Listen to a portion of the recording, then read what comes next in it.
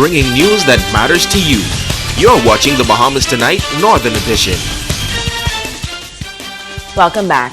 The rise of terrorist organizations such as ISIS in the Middle East and Nigeria have caused great concern around the world. And as countries such as the United States combat the threat, the Bahamas, like many others, remain vigilant in averting any possible danger, especially when it comes to policing our borders. Joan Davis-Roll has this report.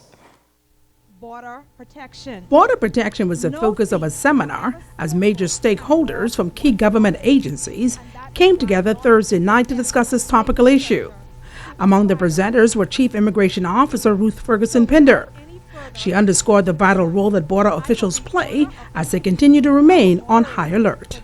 May of 2001, 3 of the terrorists, 2 of them who later died in the attack of September 11, came here to Freeport, right to the Grandmama International Airport, and they were refused because they didn't meet our requirements. We sent them back. And later we were told by U.S. Immigration that 2 of those individuals actually died in the attack. They helped to put that attack on September 11.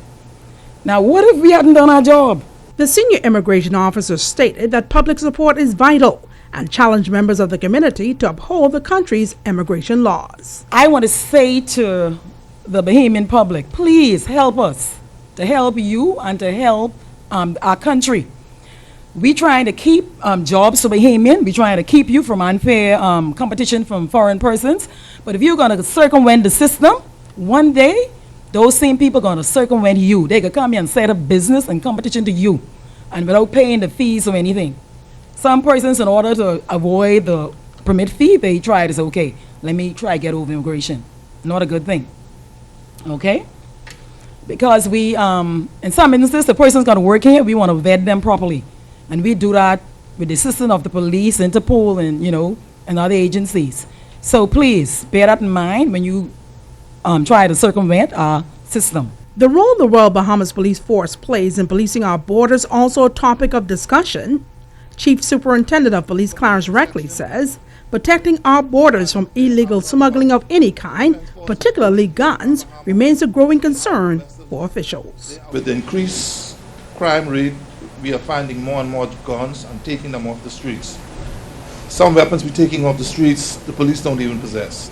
We have a Marine section, and they're out and about. The Defense Force is posted here in Grand Bahama. They have a vessel here. They're out and about.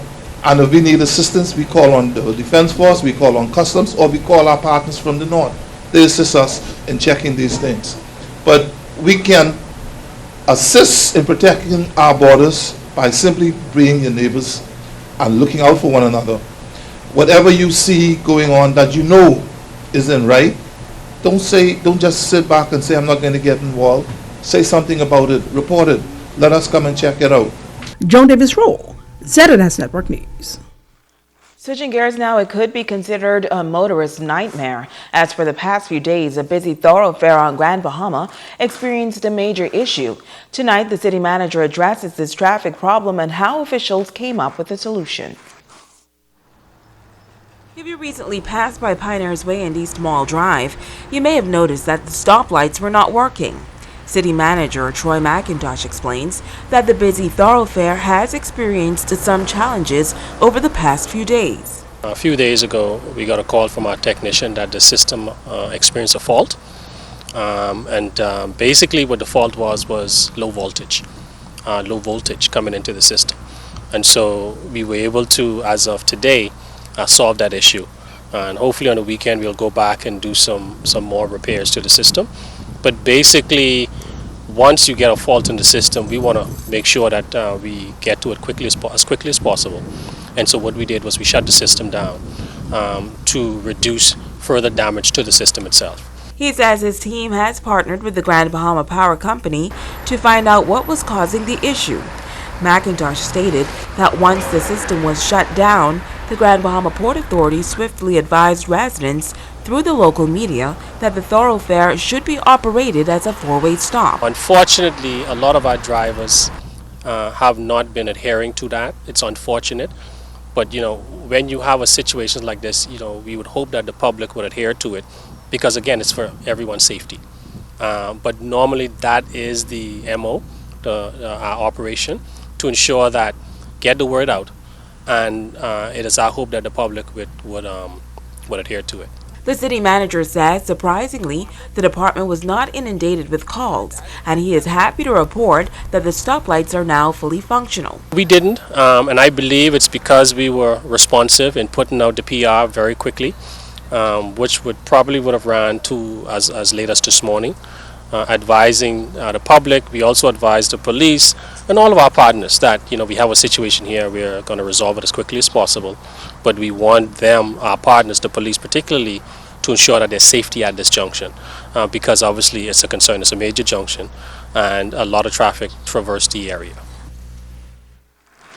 Women across Grand Bahama are expected to gather tonight at the highly anticipated Assemblies of God Beauty for Ashes conference. Organizers say various topics will be discussed, such as women empowerment, love, marriage, and purity. Among the speakers slated for the event is Reverend Dr. Margot Victor, who will focus on empowering young women. Well, my goal in the conference is to speak to younger adult women about how to engage in spirit-empowered, love-based relationships. And this is so that women can enjoy what it means to be fulfilled in their relationships and also be able to have better families, better marriages. And so we encourage women of all ages to come. It is the mandate of women in the church, older women in the church, to teach younger women how to love their husbands and their children. Member Suzette Baisden said something special is also planned for Saturday afternoon. Once you would have heard all of the dynamic speakers that are lined up, on Saturday afternoon at the end of the conference, we're going to meet at the Social Affair Event Center, formerly La Chateau on the Green, and we're going to have a scrumptious lunch that is being prepared for all the ladies at a reasonable cost of just $10. So if you can only make the lunch, we'd love to have you there. The conference starts tonight at 7:30 p.m. at Calvary Temple Church on Clive Avenue. As the Seventh-day Adventist Church continues with its Countdown to the End crusade for the month of February, Evangelist Cheyenne O'Connor is warning residents not to become distracted with everyday issues. He says during their crusade, they are encouraging residents to ensure that their hearts are in order as signs of the end times are near. We live in hell down here. Yeah, most of us, life has been hard. We can't live in one hell, die, and then go to another hell. And so it is time for individuals to make that calling and election sure. Because whether we believe it or not, whether we accept it or not, the Bible has been right from Genesis to Revelation. And we see the fingerprint of God all over saying, this is time. The traveling evangelist says the Bible teaches that one of the last signs is the gospel being preached throughout the world. This, he adds, is what is happening now. When Jesus made that statement over 2,000 years ago, it was ridiculous. I mean, how will the people across the world get the message? There was not even a cell phone, not even a microphone, nothing. Today, the very process in which we're doing this interview is the fulfillment of the sign, of the last sign. Why?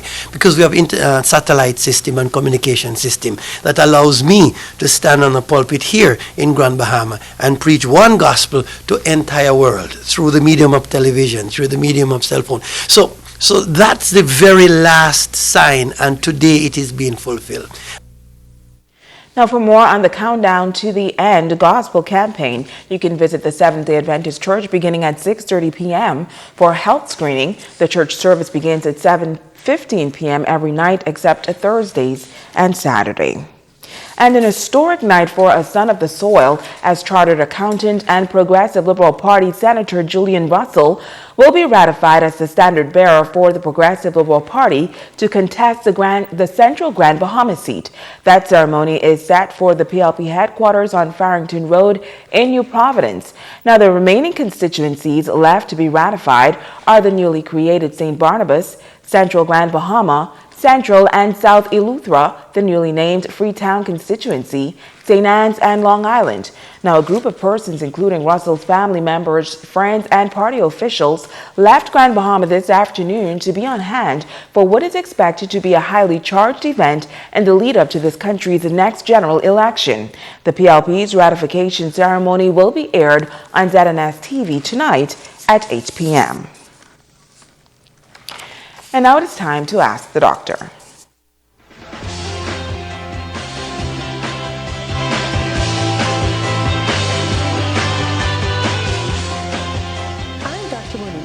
Welcome. Linda sent this question. How can I tell if I'm pregnant? Linda, thank you for such a great question, and it's one I don't think I've had before. Of course, the most significant sign of early pregnancy is a missed menstrual period. There are several other signs associated early in pregnancy that can begin around the same time as you would note a missed period. These include food aversions or feeling like you want to gag at the smells of certain foods or drinks, even ones you previously enjoyed, mood swings, heightened emotions, or feeling depressed or anxious and fatigue. Many women also experience exhaustion during early pregnancy, which can be made worse by frequent urination and morning sickness, which are also signs of early pregnancy. Sore or swollen breasts are common early in pregnancy and is brought about by the rapidly changing hormones in your body. If you experience any of these signs or symptoms, please take a simple and inexpensive home pregnancy test and follow up with a visit to your doctor as soon as possible.